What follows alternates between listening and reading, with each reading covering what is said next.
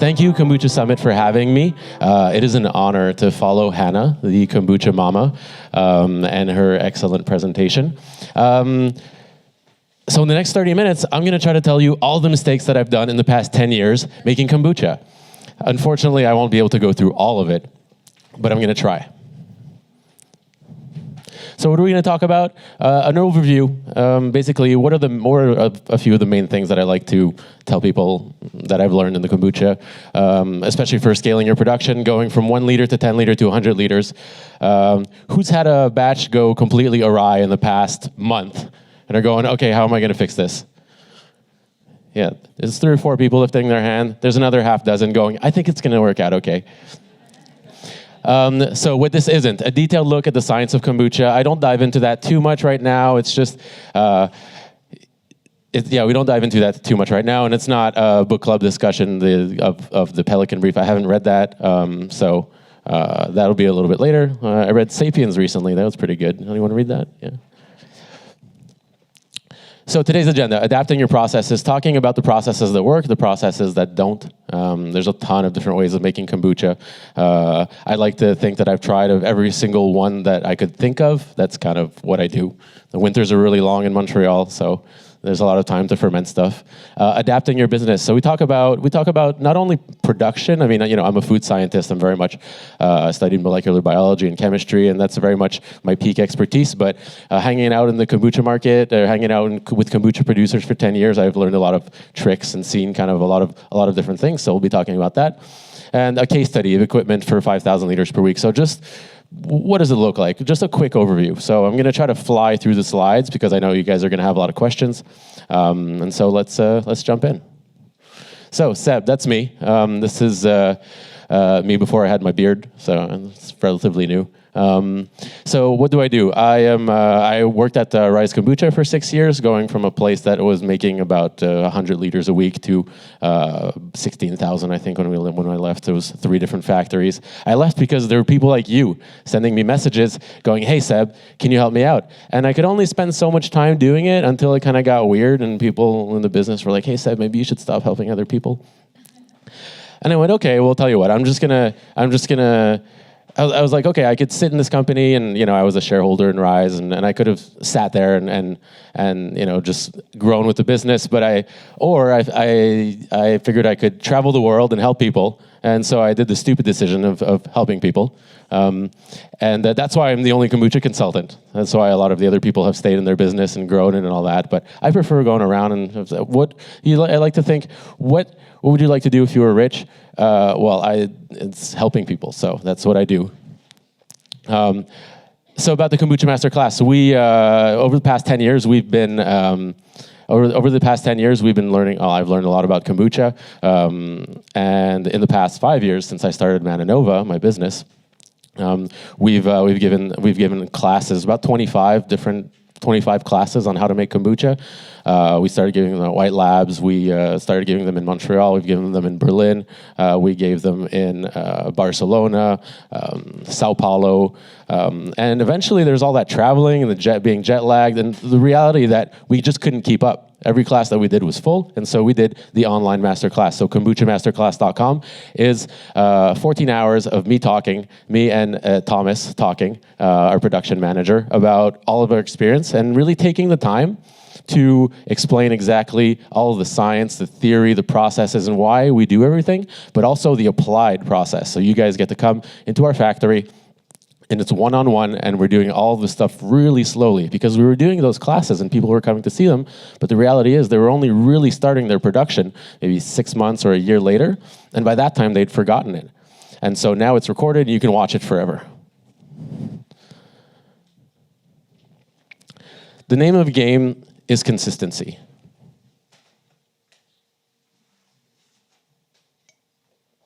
When you're making kombucha, or when you're making kombucha at home, it doesn't matter if it's different every time. You go, oh, this is great, this is the nature of the kombucha. Explaining that to a client can work as well. But as you scale up, you can't explain the nature of the kombucha to every single one of your clients. And if you have some bottles that are more fizzy, more sour, less sweet, more funky, less funky, people are going to ask questions. People are going to go, okay, like, what is this? And it can be really interesting. It can go pretty far, but at the same time, it's about having control. You want to know how long your fermentation is going to take. You want to know how much you're going to be able to make at a given time, because if you have a store who's got an order and you don't have it, people get really pissed off. People love kombucha, and they really don't like not having kombucha. So Murphy's Law. Murphy's Law states that whatever can go wrong will go wrong eventually. And at scale, your problems get compounded. So the idea is not to scare you. It's just we're talking about reality. Things happen. So expectations from shops. You get sometimes as a small producer, you don't realize that your product is not very stable on the shelf. You'll put it in the refrigerator, and you're making 20 liters a week or something. You're in 3 stores, and the average time that a bottle's on the shelf is 2 weeks. So you don't know that after a month it'll blow up. But as you grow and you get a product that is longer on the shelves, it has the time to kind of do that. And then you have to go, okay, well, we have to rethink my process a little bit. Distribution makes it harder to make recalls as well. So I'm a big fan of starting off small, having 10 stores and then, kind of rocking that for a year. That way, if you know that there's something off about a batch, you can kind of just go in and take them off the shelves and replace them, and it's really easy. Plus, at the same time, you get feedback from your stores as well. And inspections. So basically, as you grow, you get more scrutiny, you get a lot more people asking questions, and it can open you up to fines and lawsuits, especially for alcohol and for basically just global control of your product. So you need stable and consistent kombucha. So as the market has evolved, or as I've given classes and as I've learned as a consultant, made mistakes. We've gone through as many processes as you can think of, and really tried them out, and really going, okay, here's exactly how to do this, and realizing that not everyone's a chemist, right? I go, oh, that's easy, you just do this like this. But the reality is that a lot of people, their expertise is in sales, or their expertise is in other things, and so they want to have a consistent kombucha, they want to have a stable kombucha, but they don't necessarily want to hire a biologist and or a chemist to work in their factory. So what you need to do is adapt your process and adapt your business so adapting your process, adapting your business a little bit so that you can have a business that is adapted to your kombucha and a kombucha that's adapted to your business.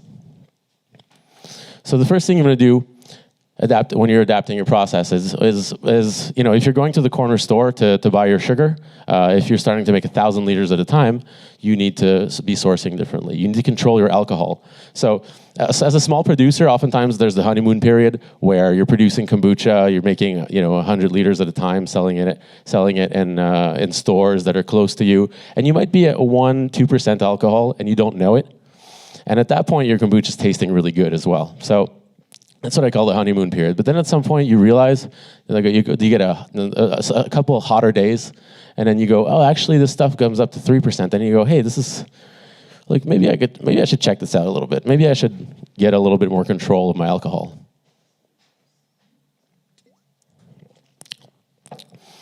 As your bottles stay longer on the shelves, you realize that your strawberry kombucha doesn't really taste like strawberries after 6 weeks anymore either. And so taste, color are all going to change with time.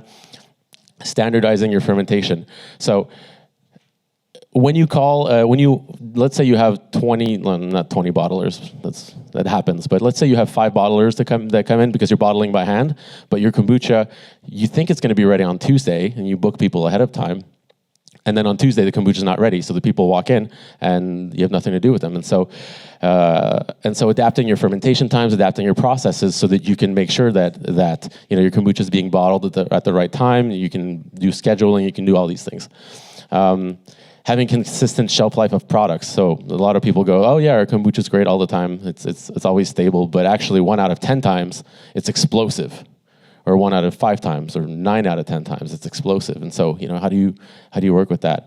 Getting the right equipment. One of the questions I was asked before, or one of the questions we have often is buying equipment one of the most important things to do? To choose, or is what's the first thing to do? What's the most? I don't remember what the question was exactly. Okay, but basically it was okay. So how do I choose the right equipment? But before you choose the right equipment, you need to choose a process. You need to know exactly how your process is going to act, and from that, once you have a process that's stable and good, then you can choose the right equipment. I'd say one of the biggest mistakes of kombucha producers is buying equipment based on a process that is not consistent.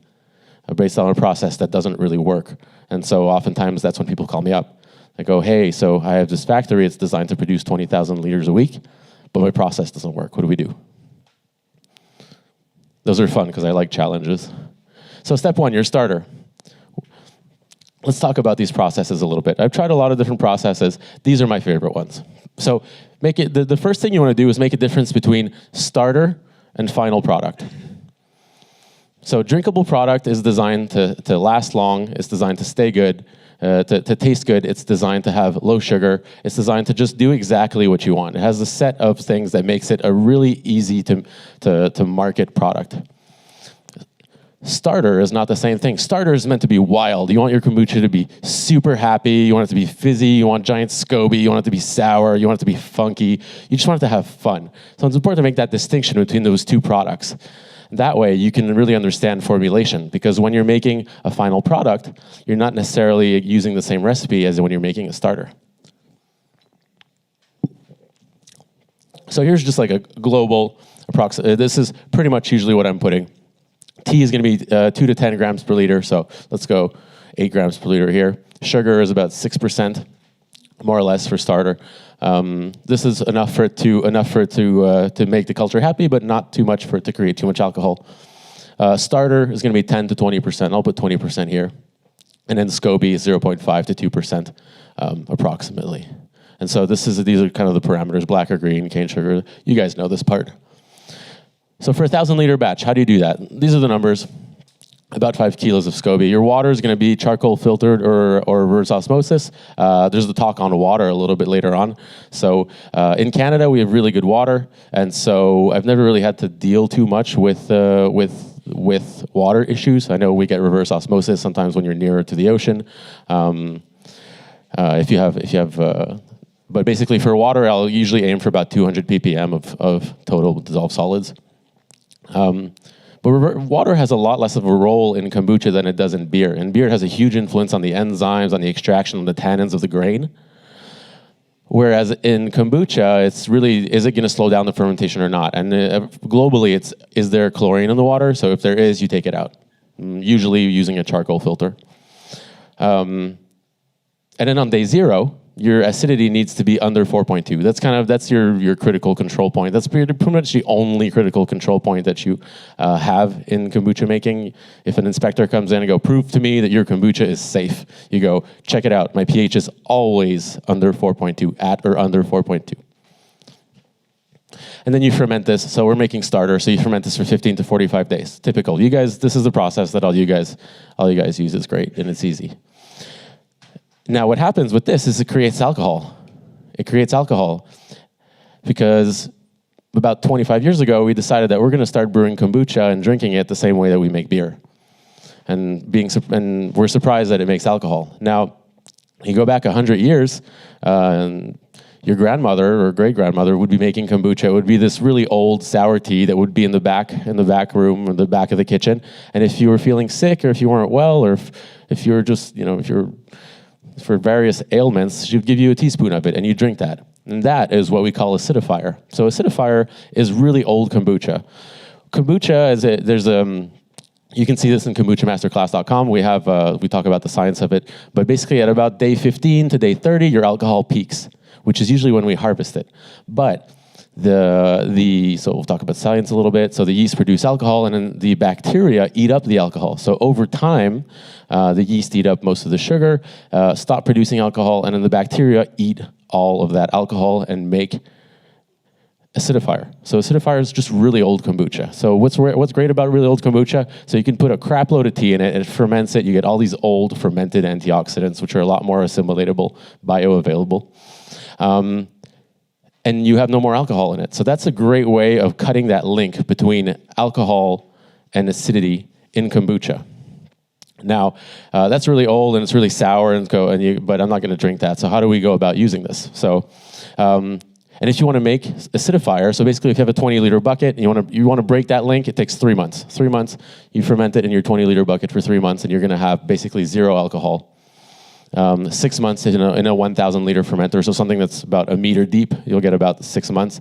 And if you want to go for 10 days or something like that, you go about 15 centimeters. So there's a lot of different ways of going about this, but this is just an approximation of two things to expect. And then it's going to come out at different acidity. Kombucha's wild, it does its thing, and we like having kombucha do its thing. I don't like to, the best thing you can ever do is just let the kombucha do its thing, and then accept it, and then just blend it. So basically, when it's really sour like this, you measure TA. TA is titratable acidity. It's kind of like, there's a lot of metaphors, and I never really make up a good one, but let's try it again this time. So what about, so it's like sweetness. So if you're making something that's, if you were making sugar, but your sugar would come out a little bit with different sweetness every time, you'd have to adapt the amount of sugar that you're putting in the recipe. Same thing for acidifier. Acidifier, old kombucha, you need to measure how sour it is to know how much to put in the rest of your kombucha. So how do you know if your starter is ready or if your acidifier is ready? Your starter is going to be at a pH between 2.80 and 3.20. Those are kind of my favorites. It's like a nice balance. 2.80 is actually a little bit low, but that's pretty much. 3.05 is my perfect pH. An acidifier, you're going to be at 2.70 of pH or lower. You can check out titratable acidity. There's way more complicated ways of calculating it, but this is good enough. And so this is Julia Child, who this is when she was brewing her acidifier, probably. So, yeah, she also made kombucha, clearly. So, working in the kombucha industry and trying to teach people how to make kombucha, I found that the one missing thing is always time. Your business always grows faster than you thought. Your hindsight, I always go, the first thing I do when I ever go down to someone's place is go, make as much kombucha as you humanly can, make as much acidifier as you possibly can, and just sit on it. And people go, okay, and people make different quantities, and sometimes they make enough, but sometimes they don't. And then a year and a half down the line, they call me up and they go, Seb, so we're out of acidifier, what do you do? And 3 years ago, I'd go, well, you got to wait. And people get really mad because they have this whole structure. They have this structure that works really well. They have the control over their kombucha, but they don't have any more product. They have to wait 3 months or 6 months to make their acidifier. And so we started making a product called Manna-K. Now, the last thing I ever wanted to do was ship liquid across the world, which is why it took me so long to start making it. But now we make it, and I made peace with it by making it as strong as I humanly could. So it ends up being a little bit stronger than what you can make in house. But basically, it's tea, it's sugar, it's SCOBY, and water, and it's fermented for a really long time. So that we were making acidifier, making starter, right? And we go in depth in this in the KombuchaMasterclass.com, all the questions and details, and I'll be able to answer your questions after as well. But we get into the science of why these are the processes that work. So step 2, kombucha. How can we control it while keeping the kombucha happy, right? You don't want to be starving the kombucha, because if you starve your kombucha, it gets moldy and it's not happy, and you can taste it's not happy. So we're sure that over time, alcohol drops to almost zero. As you ferment your kombucha, the alcohol goes down to zero over time. The product is just going to get more sour. As it eats up the alcohol, it gets more and more sour, and yeast settles out of the product. So if you've ever gone on vacation and come back and your kombucha is completely clear, that's the yeast settling out. Once the pH goes down under about 3, the yeast is really unhappy. They just kind of settle out. And the product becomes less funky. So if you ever had some really funky stuff, you go, oh, I don't know about this. And you think about throwing it out, don't throw it out. Don't throw it out. Because the funk, all of that weirdness kind of disappears over time, and it just becomes pure sourness. Pure, soft, silky sourness. So our objective here, so let's talk about non-alcoholic kombucha, because that's kind of, or something that's under 0.5% alcohol, because that's kind of like, that's the hard part. And so if our objective is non-alcoholic kombucha, there are a few formulations that are the most interesting possible.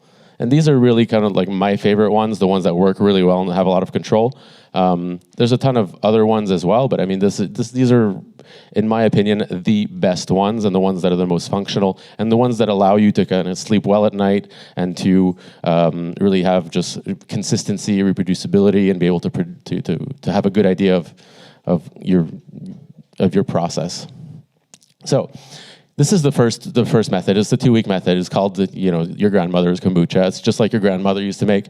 So 5 to 7 bricks, starter, 20% starter, ferment for 5 to 14 days. So basically, if you want to make a kombucha like this and be under 0.5% alcohol, you need to ferment in a container that's going to be less than 15 centimeters deep. And that's basically it. Like, that's easy. It seems easy, right? And then you end up with 500,000 jars, which might be something you want, might be something you don't. So basically, this is, a lot of people feel more in tune with this process, though it can be slow and a little more labor intensive. So you do have a risk of higher alcohol. So if you don't really go through the cycle and you harvest it too early, you can kind of breed it to become actual like beer or like a tea wine to become 3%. So you really have to make sure you take the time to ferment it all the way down to a pH of 3.05 or something like that. Usually there's going to be more yeast in this product, so there's a shorter shelf life, but you can usually filter out, or there's a ton of ways of getting it out, and you get a lot more taste variability. But what's great about having 100,000 or 500,000 jars is that you can mix them together so they all kind of taste the same. Now, if you want consistency, there's a couple other methods. So if you want to have consistency, there's a couple other methods that I really like. So we have the 2-day method, the 1-day method, and the 0-day method. So I mean, obviously the 0-day method is my least favorite, but let's talk about the 1-day and the 2-day method. And these can also be stretched into a 3-day, a 4-day method. But the longer time you ferment this formulation, the more risk of alcohol you're going to have. And so let's start with the 2-day method. So 10 to 20% starter, the starter that we talked about before.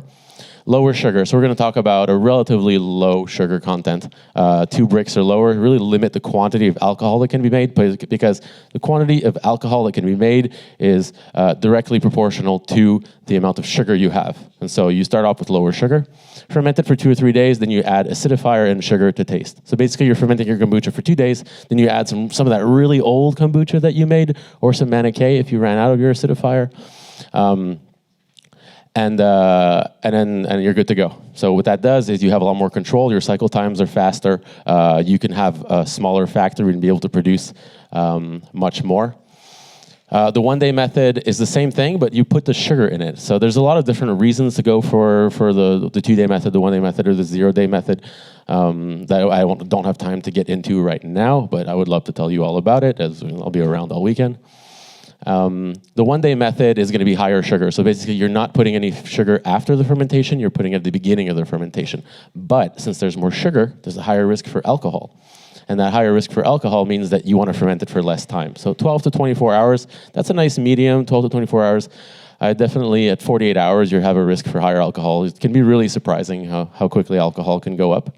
And the 0-day method. So the 0-day method is, let's say you want to produce kombucha in a country where you have to have 0 alcohol, or in a region that for some reason you have to have 0 alcohol, then a 0-day method is something that would work. So you would take your acidifier, so that old kombucha, you would put tea sugar, and you would put as much starter as you want. Basically, the more starter you have, the more alcohol you're putting. So I like to assume that my starter is going to be 2% alcohol, because that's usually what your kombucha is going to come out at if you're making a 1,000-liter batch or something like that. But if you're using 10% of that starter, that means that you're diluting that alcohol by 10, so you're ending up at 0.2%. And so you have a kombucha that is 0-day. You have the acidifier that has all the organic acids and those long fermented antioxidants that you have, but that's broken the link between alcohol and acidity. Then you put starter in there, and the starter is those happy, full-powered microorganisms. They're having a party. They're young. They're great. There's yeast and bacteria. They're balanced. They're in full strength, and you're just adding them in there, and you end up having a larger quantity than if you were filtering out your microorganisms from a 2-week kombucha. And so these are kind of the three basic methods that I like to go. I like to call it elegant kombucha. I got that from Carl Sagan. I just kind of like it. It's basically elegant in the way that it's not complicated, and you just kind of it works well and it's easy. So let's talk about this. My favorite choice is the 1-day method, the 24-hour the 24-hour fermentation, 10 to 20% starter. I usually go for 10%, but if we have a boutique kombucha production at our factory in Montreal, so we produce about 1,000 liters a week, and it sells really quickly, so we'll put more acidifier in there, more starter in there. We'll put 25% sometimes, just so it's at about 0.4%. It has a shelf life of about a month, maybe 2 in kegs, and we kind of just have fun. We design a new flavor every week. Apple pie this week, which is amazing. When our director of communications told us that from now on we're only allowed to make apple pie kombucha. So we'll see how that pans out. He's new, so he doesn't have much power. So the shorter fermentation allows, it's less time than traditional kombucha making, but it does allow the time for the microorganisms to ferment the tea. It does allow, there's a blending, there's like this, you can tell the difference between a 0 day and a 1 day because a 1 day tastes much better. There's a huge difference in taste. There's this process called deglycosylation where a lot of the plant metabolites that are more soluble become less soluble. So that does two things. It makes them more bioavailable, but also makes them become aromatic, which means you can taste them. So that's what the 48-hour fermentation does, but it's just not long enough. So that it's still in the lag phase of the microorganisms where they're reproducing, but they haven't started producing alcohol yet. So 24 hours, 25, 27 degrees Celsius is kind of my favorite.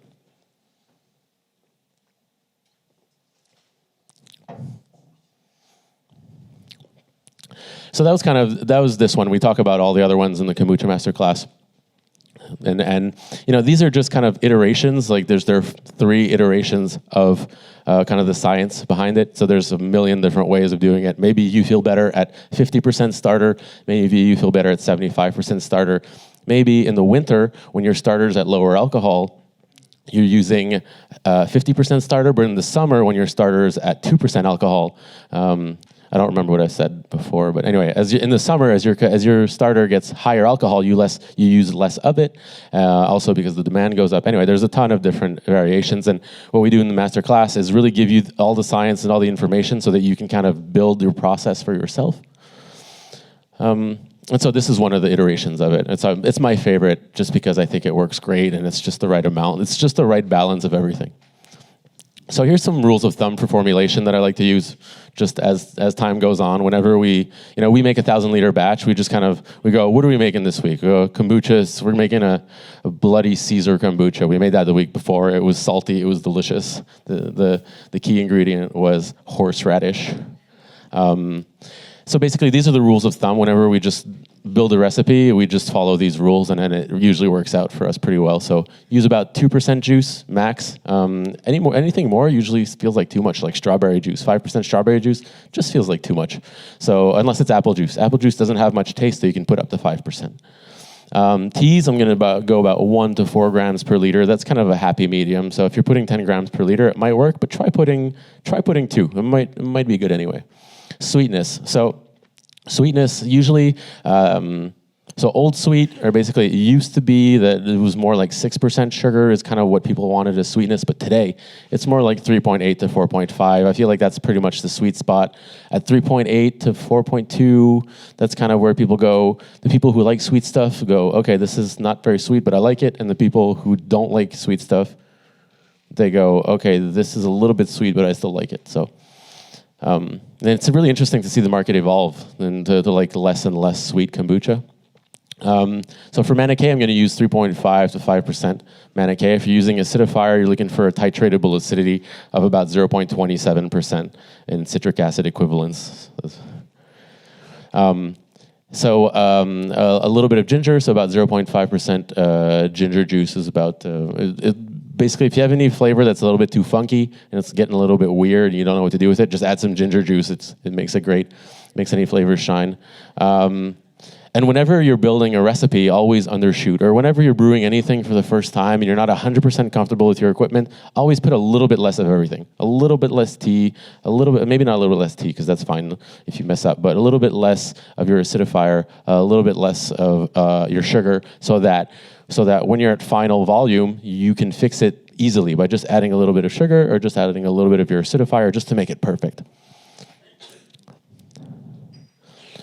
Quality assurance and quality control are basically, I think, as your company grows, you start off, you're 1, 2, 3 people, and then you start getting problems, and you go, how could I have avoided this problem? It's quality assurance and quality control. There are a set of processes that are going to help you avoid and fix problems. So it's about having control, about having things well documented. Quality assurance person is basically, it depends on it's no one likes to make mistakes. The job of a quality assurance person is to go, okay, what are the possible mistakes that we could make, and make sure that they're avoided. And the quality control person goes, okay, let me make sure we didn't make mistakes, and double checks everything after it's done. So that's what we do, and it's really important. It can be the same person. It's usually the same person.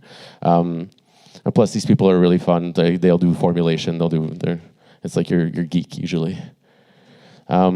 And then there's a ton of other acronyms, so GMPs, SOPs, logs, and HACCP plans. Those are things that you want to have as you grow in your business. And when you're adapting your business, you need to adapt your distribution, your customer support, etc. So you need to, the first thing you want to do, I read that when I started my business, not Rise, but when I started Mannanova, I got a book. It was called How to Open Up a Business for Dummies. And in the first page, it says, get an accountant and a lawyer. And those are the best things I've ever done. Because everyone, like, the best way to get into an argument with someone is to act like you know what you're doing when you don't, and no one knows what they're doing according to the law, except lawyers. And so you just have them talk to people, and then it's fine. Accountants as well. Accountants are the ones that keep you in line. If you can get an accountant who's a friend as well, that's nice. That way you can hang out, and they kind of just hound you for your stuff, and you don't want to disappoint them, so you do your accounting right. So get an accountant or someone who's kind of obsessed with money. It's also just important to, and this is something that's been repeated especially during the JAR presentation, is just get people who have competencies that are complementary to yours.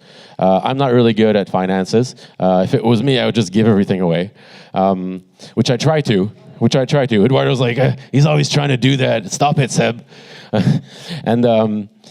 And so you get people who are good at administration, you get people who are good at finances, you get people who are good at being really organized, you get people who are good at being really clean, people who can compliment you, people who can make you look cool. Thank you, Dennis. Yeah. Oh, yeah? Okay. How many slides? Okay. Yeah, we'll go through them. Get a head brewer who thinks that good enough is not good enough. You go, if it's not perfect, then it's not coming out of my factory. And usually these people are they're kind of hard to talk to, but that's fine. And someone who take care of quality control and assurance. So that's like a good team, and I guess this pretty much represents the team that we have. I can think of all these people. And it's nice if you interview someone, you can feel like they're kind of obsessed with their job. It's great. That way you don't have to watch them. So you won't be able to do everything. This is exactly what I said. And that's Trudeau. He's all right. He's pretty cool. He's nice. What does it say here?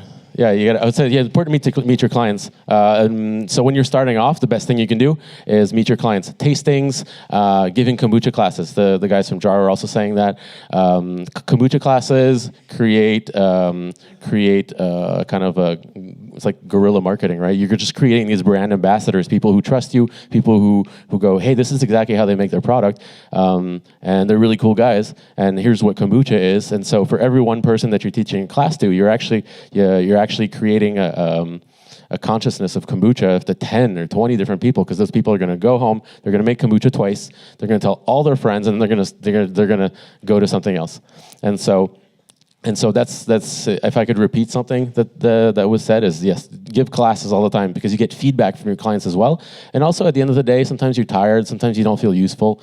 You go give a class to 10 people, and you'll feel really feedback and really good at making kombucha. And so yeah, talking to your clients, getting feedback, and eventually, as you grow, getting a distributor. I say usually you can start looking at getting a distributor within a year and a half of your production. That way, you don't have to spend your time going out and dealing with clients and opening accounts. You can just be a kombucha brewer. So here's a case study. I'm going to go through this real quick because we got, how much time do we have? 5 minutes? 10 minutes. Okay, we're fine. We're good. For Q&A as well. Okay, I'm gonna go through this then. This is the most important part, so I should have gone through this stuff before, but it's fine. So here's the list of all the things. So you take photos of these, because this is actually these are just checklists. If people go, okay, well, what do I want in my factory? And you go, this is what I need. This is all the things that you look at. The most important point being the last one, windows and trees. So if there's no windows and trees in your factory, your kombucha will not taste good, so don't even try. It's gotta be real nice, you gotta feel good. Maybe a bench outside, I don't know, maybe like a good Vietnamese place really close that's not closed all the time. So anyway, these are things that's important. So office space as well. Office space is one of these things that we always forget. We go, okay, I'm gonna build my factory, and then you get there and you go, where am I supposed to sit down and do my work? Floors and drains, I'd say 75% of the kombucha producers that I work with, and they start off, don't have a drain. So don't worry about it. You're still a real kombucha producer if you don't have a drain. Here's some cycle times basically. So it's if you want to establish how much equipment. So we were talking about process, right? If you want to know exactly how much equipment to buy, you need to know how much each tank is going to produce and how long, etc. And so these are some cycle times. So fermentation of each different thing. So you put those together, and you can actually put those into a production schedule, and it allows you to just plan it out exactly. So starter, acidifier, and this is for my favorite process, the one where I'm using starter and acidifier that I'm making myself.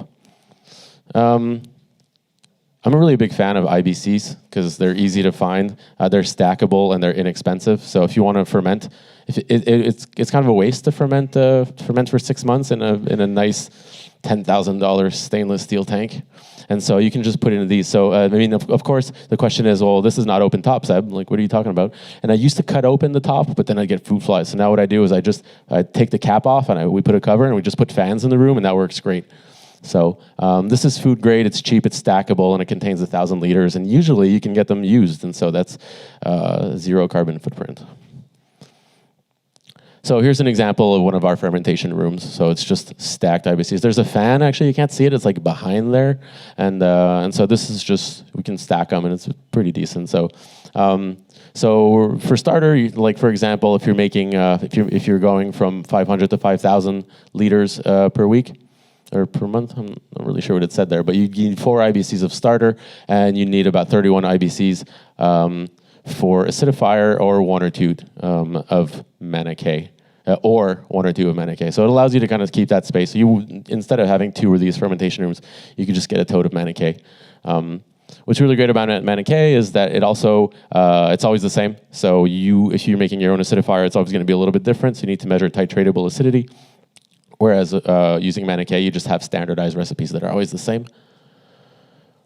So what you want to do is also, one of the biggest mistakes also is when you plan your factory, you plan to make kombucha every day. I mean, there's a lot of other things to be done in your kombucha factory. So if you're going to be making 5,000 liters a week, try making 2,500 liter batches. That way you're producing 2 days a week instead of having a full schedule. That allows you to clean your factory. It allows you to get organized. It allows you to just breathe a little bit and do other things than just brew kombucha. So this is a good start.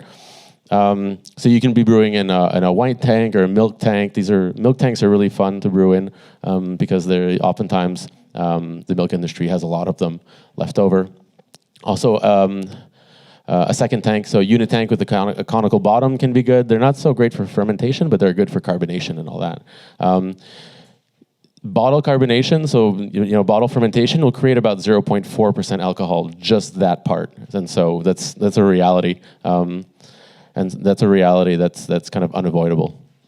Which is why as you're trying to bring down the level of alcohol in your product.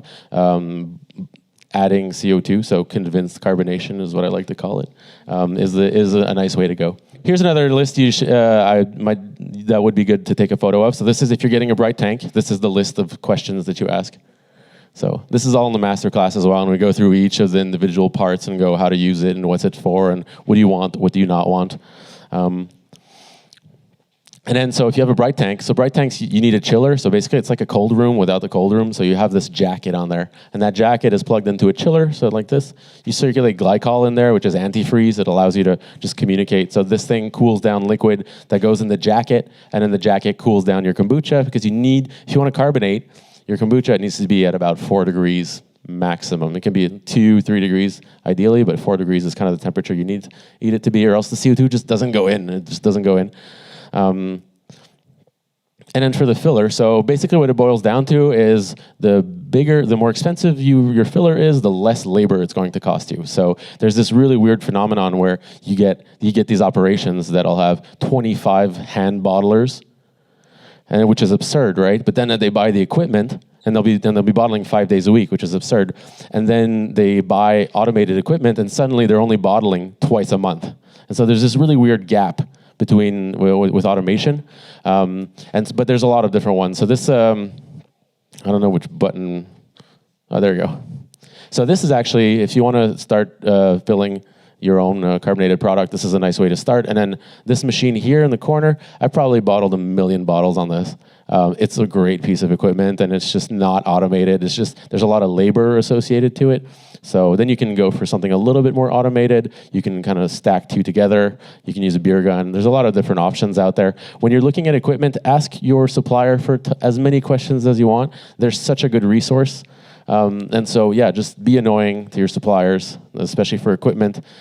Just ask so many questions. Come down, ask them to show you another factory where they have the equipment, and those people can teach you how to use that equipment. And so, yeah, be annoying. They love it.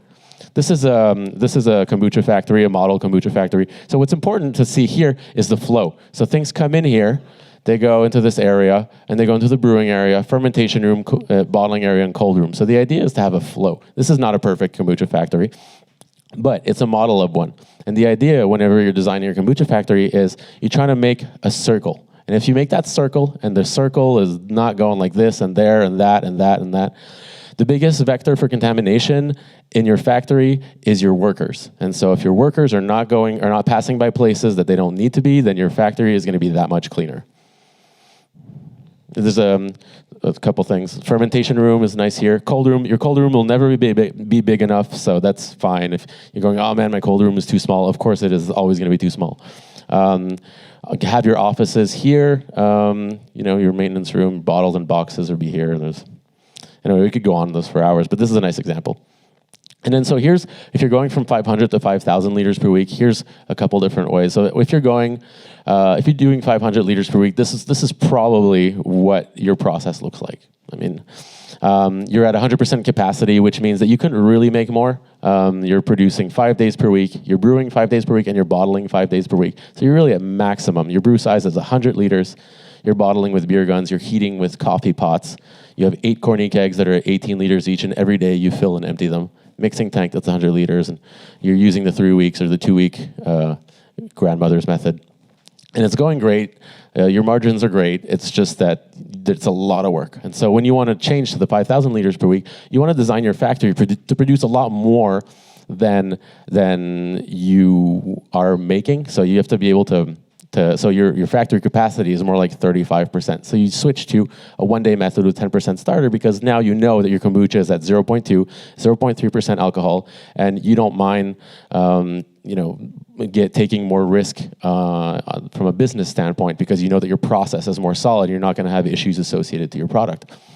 Your fermentation time is going to be between 3 weeks and 6 months. 6 months for acidifier, 3 weeks for your starter.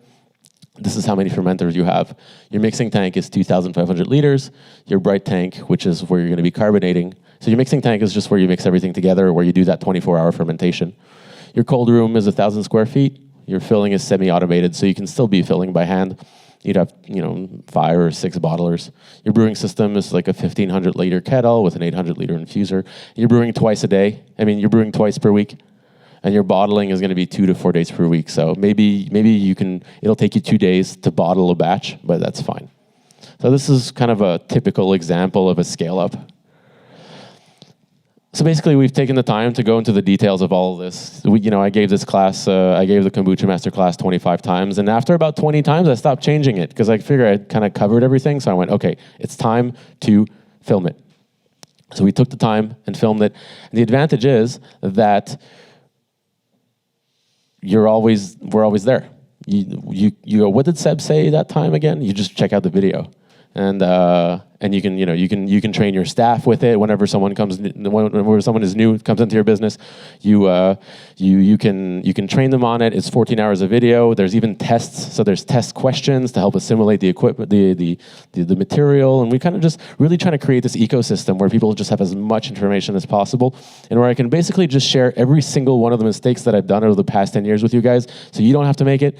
Because 10 years ago when I started, I wish I had a guy like me, but there wasn't. And now I'm a guy like me. And so if you so the Kombucha Masterclass is on special. There's a promo code Booch Summit. We'll give you 20% off. It's $1,440 with the rebate, which is definitely worth every penny. There's also webinars. So once a month, we hop on a webinar. You guys can ask questions, and all the questions that have been asked before are in a frequently asked questions section. And so, and we also supply documents. So there's some calculation. There's some spreadsheets to help you do your calculations for bricks and titratable acidity and all those things. Basically, all the stuff that you don't want to learn to calculate. Like there's sheets that do it for you. So. It's also a living document. It's a living class, which means that as the market evolves, as things evolve, as realities in the kombucha world evolve, the class will evolve as well. So, and this is a lifetime membership to the class. Is a lifetime of what? I don't know, but maybe the companies don't die, so you can have it forever. And that's it. Thank you. So you guys show up, ask me all the questions you want. Not right now or later. We'll take like 2 questions and then we got to go for a break. And there's also the next workshop for container kegs as well. So I'll be around all weekend. So. Hi, great presentation. Thank you, Seb. Can I ask about the setup costs for the 500 liters and the 5,000 approximate cost? Yeah, absolutely. So the 500 liter per week is very much like a grassroots setup. So you can start off with 1 corny keg, a regulator, and a couple of plastic buckets. So you're looking at like 250 euros or like $250, depending on, I don't know how much a Cornelius keg costs. In Brazil, they're like $400, and back home they're 80. So, and so that setup is nice because you're making 20 liters. You can be making 20 liters a day. So the 8 keg setup, you're looking at maybe like 2,000 euros, and that's like with kind of everything, with some nice tubing and stuff like that. So it's a nice way to just start off. It's really labor intensive, but it gets you going. And kombucha producers, like, we don't necessarily want to take out loans. We don't necessarily want to get investors, and so it's a great way. We don't really want to take maybe too much risk at the beginning, and so we want to see if the market's going to respond well to it. And so starting off really grassroots with just like this homebrew equipment. Is a really good way of doing it. And so a 5,000 liter production, like we were looking at, there's a lot more details, a lot more stringency, and like that was just equipment. There's also the space, right? And the space is one of those things they don't tell you about. If you can get a space that's already nice and decked out, even if it's far or whatever, like it can be a really good idea, because space makes a huge difference. And so for a 5,000 liter production, let's say the equipment itself, we're looking at, maybe. Like, let's say 50,000 euro, and you can be kind of like with manual bottling, but everything else is kind of, and most of that being, or half of that being for your bright tank, your kettle, and your your cooling system. So I feel like that's a good estimation, and it's so hard to estimate. But the thing I hate the most is saying it depends. So I like just saying numbers. But that's my best guess. Yeah. Hi. I just want to know how each method affects the efficacy of the kombucha. Right. So basically the efficacy in terms of health, I'm guessing. The functionality. Right, the functionality. So so in terms of efficacy, there's a ton of different aspects. Like there's basically but to answer your questions, your question is in terms of health. Well, what you have is a lot more control, right? So you can basically have or not have whatever you want.